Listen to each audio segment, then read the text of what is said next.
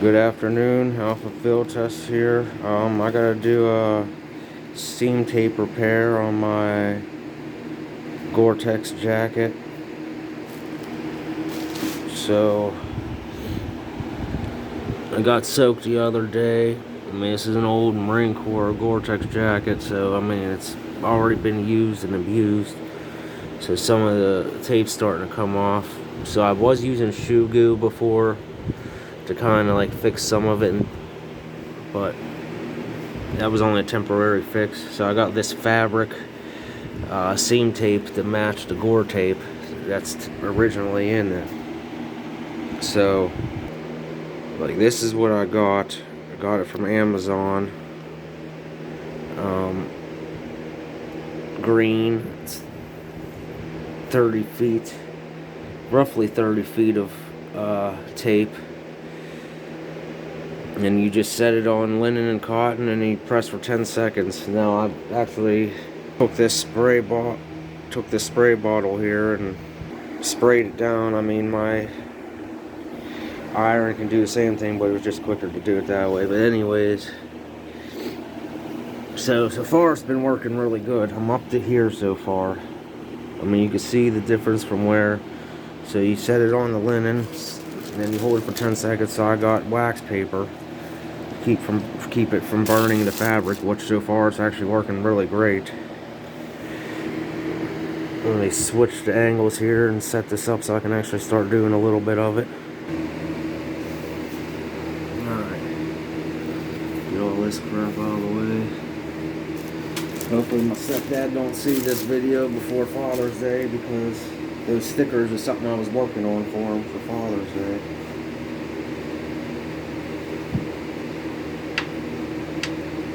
Of course, it's coming around. So, like I said, I'm just doing a little bit at a time. I'm going to slide this up. And what's nice about this wax paper is I can actually see through it and see what I'm doing, so it helps. And I'm only doing a little bit at a time. That way I get a good seal, and I'm not missing those spots. Because Gore-Tex is expensive.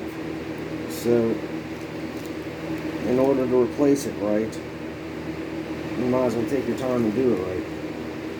So, 1 100, 2 100, 3 100, 4 100, 5 100, 6 100, 7 100, 8 100, 9 100, 10.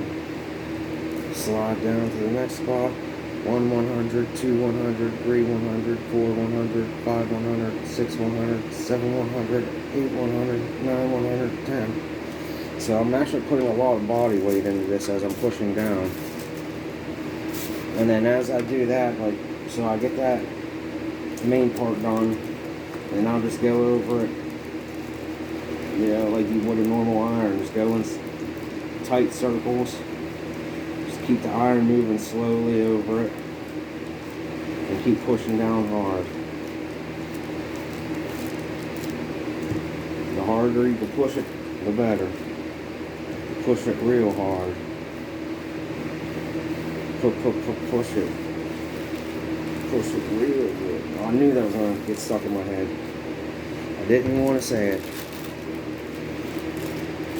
So, there's spots here that you're not going to be able to see from this angle, but there's spots here you can see that didn't seal whole 100% yet. It's a little tiny spot, so you want to check that, kind of run your fingers, and then you'll just keep wanting to go over it until you get a nice solid stick.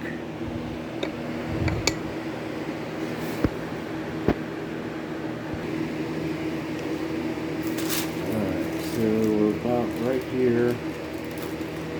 So from this section to here, I want to just go over the bottoms.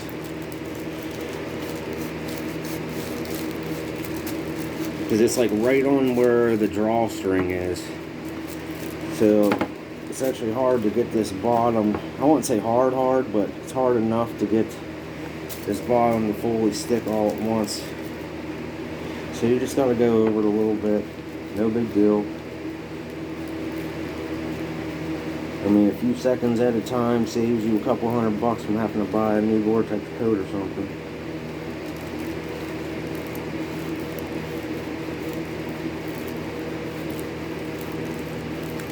At first, I had my doubts about using wax paper, but then I thought about it. I'm like, well, if it's used to cook with and it can handle cooking heat in the oven, it could definitely handle an iron, especially at cotton and linen levels.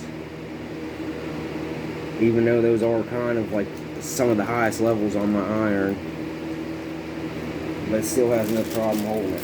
Now, the old tape that was on it, it's kind of a little sticky.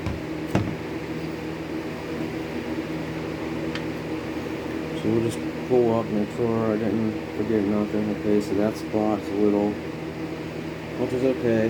Yeah, we'll just put that there, go over it.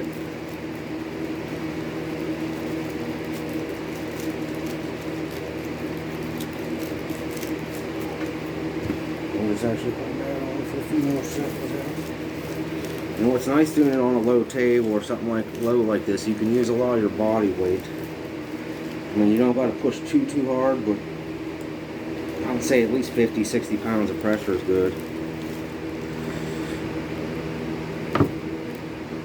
Well, I don't even want to say that. I'd say 30, 40, if that. I mean, you figure I'm a 200-pound guy. I'm putting a third of my body on. Yeah, that's roughly 60 pounds. Mine, you know, so we'll just dumb it down, you know, it's 40, 50 pounds. That's about what I'm putting into it.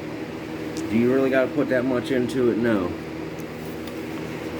But I want my stuff to actually stick and stay and not fall off later on.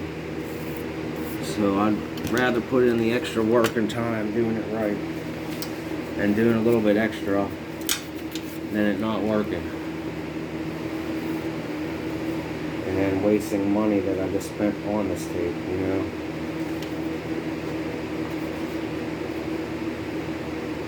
So now that I've basically got the size that I'm going to need, I'll just run it up to the end right here. Boom. Cut it off. So I got that cut off now. Now I got that rule out of the way. Now it's just little seconds at a time.